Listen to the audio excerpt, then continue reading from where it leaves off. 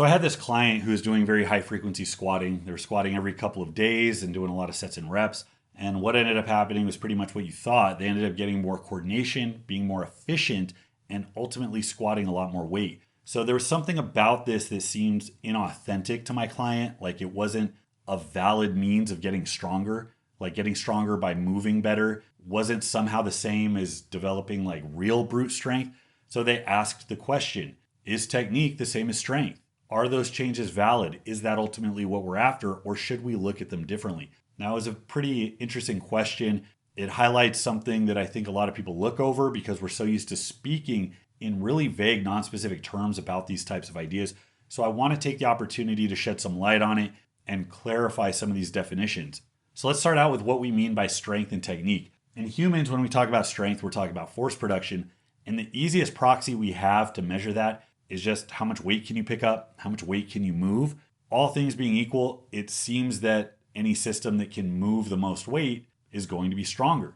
But as we go down in order of complexity and as we deal with more variables, what we're talking about in terms of force production starts to get a little blurred. So it starts on the level of a muscle fiber, which is just pure chemical contraction. It hits all or nothing. There is no dimmer switch. Those get bundled into motor units, which get further bundled into entire muscles. Now, at this point, coordination becomes a factor. When you have an entire muscle with many motor units, our ability to produce a lot of force or a little, to move in very blunt, aggressive ways or very fine, precise ways, it has to do with how many motor units we're recruiting at once, how long it takes us to get there, and what pattern of motor units are we recruiting. So there are a lot of variables, there's a lot of control, and it turns out there's a lot of trainability here. These are all qualities that we can focus on and improve just by showing up and running through our homework on a regular basis. By the time we get down to the level of the actual lifter, with their different limb proportions, their different tendon insertions, their different muscle fiber profiles, their different mechanical setups, now the idea of strength becomes so blurred that we're really not going to be saying anything meaningful unless we're being specific about what it is that we're talking about. For instance, you can strap a quadricep to somebody's knee bone, and depending on how long or short the shin bone is, and depending on how deep or shallow the tendon insertion is, the same quadricep is going to move different amounts of weight. So if you're in the market for like a crane, you might not care about the horsepower of the engine. If the physics of the crane allow a bigger rock to be moved, that might be all the same to you. But if you plan on repurposing that motor for something else, then you might actually want to concern yourself with the actual horsepower of the engine. This is very similar. We can evaluate individual muscles and joints as being strong, and we can evaluate the system as a whole, and those are two different things. Now, usually when we talk about technique, we're talking about the efficiency of the setup, meaning how does this person put their feet, where do they grab, how do they build tension, what steps are they taking to put themselves in a more mechanically advantaged position. Most of us start out looking like this guy on the left. When we fail on a bench press, we squirm and kick our legs out, we get really spongy. When we hit a heavy deadlift, our hips shoot up and our back turns to spaghetti. These are both really good examples of leaking strength. In the bench example, we're pushing effort pretty much every direction except up, which is where we want the bar to go. In the deadlift example, because the spine gets spongy, as the hips go up, as the muscles of the legs and hips contract to lever you up, the spine gives, which means a lot of work is being done and no bar movement happens. So these are both examples of strength leak. By setting up in a more deliberate fashion, by limiting that leaking of strength, we can improve the amount of weight that we lift, and we can also lift in a way that actually makes strength the limiting factor, which means by default, it is more strength specific. If in this example, our erectors are the limiting factor in our deadlift, our legs and hips are never going to be taxed with as much weight as they can potentially handle. Whereas if we get as efficient as possible, we are always going to be bumping up against our weakest link, which is our literal ability to produce force. So the stress is more neurologically specific, which means the adaptations are more strength specific. Bottom line is you need an efficient mechanical setup if you want to train specifically for strength. Now, this is a bit different than the efficiency with the setup. Any setup you have, whether it's mechanically advantaged or not, you can have a lot of skill with, a lot of comfort with, or you could have none whatsoever. This is actually a lot more important than how you set up in the first place. Whatever style you move in, you need to make sure that you're practiced and deliberate and that you move the same way every time. Even a less advantaged setup can do very well if that's how the lifter is comfortable, if that's how they've been training the whole time. And that's one of the reasons why it's actually worse when newer lifters spend a bunch of time constantly tweaking their setup instead of just getting good at the setup that they've chosen. Not only are you not going to find a magic arrangement of lifting cues that level up your lift, but all of the changing and switching your stance and your grip and the things that you do to get ready, that's all going to take you further and further away from expertise. You're not going to be precise. You're not going to be deliberate. In fact, you're just going to have a bunch of uncertainty. So efficiency with your setup is the most important thing. As you condition to any setup, regardless of your build, you're going to develop coordination at the inter and intramuscular level, meaning the motor units within a muscle and how the muscles around your body communicate with each other. That's all going to develop around this particular setup. You're also going to get specific muscular development. So let's say bending over in a more hip dominant squat, it's likely that your upper back and midsection will get a little bit stronger, or at least stronger in a way that makes that more sustainable. Whereas a very upright squat isn't going to have the same demands. So this is the reason that, let's say, a really good conventional deadlifter isn't going to off the couch go and PR just by pulling sumo. There is a technical barrier of entry regardless of how mechanically advantaged the lift is. It doesn't mean it's not advantage. It just means you still have to do it long enough to get good at it. It's the exact same thing with an overhead press and a split jerk.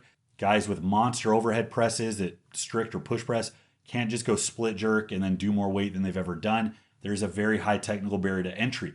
So no matter what you do, you need as much efficiency with that setup as possible. We're going to look at that as if it is exactly the same as being strong. And in practice, it is. If you improve your coordination and the muscular development around your lift, that allows you to handle more weight. The byproduct of that is that now your nervous system and muscle tissue is strained further. The byproduct of that is more strength adaptation, and the cycle continues. The goal of strength training is to move more weight, but specifically in a way that makes us functional. So there's a bit of a difference between hitting a bench PR because you arched up an extra 4 inches and hitting it because you're actually able to liberate more muscle tissue because your nervous system is working more efficiently. One is a sign that your general physical abilities have improved. The other is a sign that you found a shortcut. Now, some examples of this, like I can think of when Martins won the squat at World's Strongest Man. Thor was a 1,000-pound squatter in wraps, and he was a favorite to win. But Martins came out and just dominated the field. And I know Thor had an injury, but Martins was just so good. And part of it was his efficiency. He was fluid. Thor was all over the place. Martins was not. Thor looked like this guy, except in a squat. Martins was just so tight and dialed in. He was hitting the uprights very evenly with the barrels, and that allowed him to put up a very good performance. So this kind of friendly argument came up in some of the forums as to whether or not Martins was actually a stronger squatter. Now, this is what's important, and this is kind of the moral of this story. When we ask, do we care, or if we venture to ask this question at all, we have to be specific what we're talking about. Once you get past the point of an individual muscle fiber, we're dealing with different variables that will determine whether or not you lift the weight, whether or not you put out enough force, or whether or not you're coordinated enough for that force to do anything. That starts to blur the line, so we have to speak specifically. Thor is objectively a stronger squatter than Martins. Thor squatted 1,000 pounds in wraps. Martins has never squatted 1,000 pounds even in a suit. But when you have an awkward implement, something that rewards deliberate movement, mobility, control, coordination, endurance, Martins was the better man. And that's why strongman is interesting to watch, because it doesn't just come down to one single variable.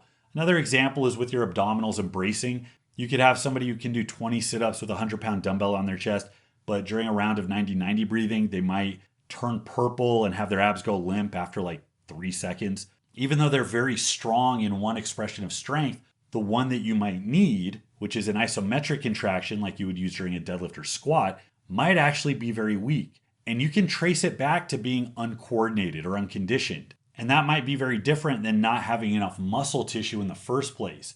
But in practice, it's the same. The only difference is the prescription of how to fix it. When it comes to really advantaged setups, we can talk about your limited capacity for development. That's a slightly different discussion.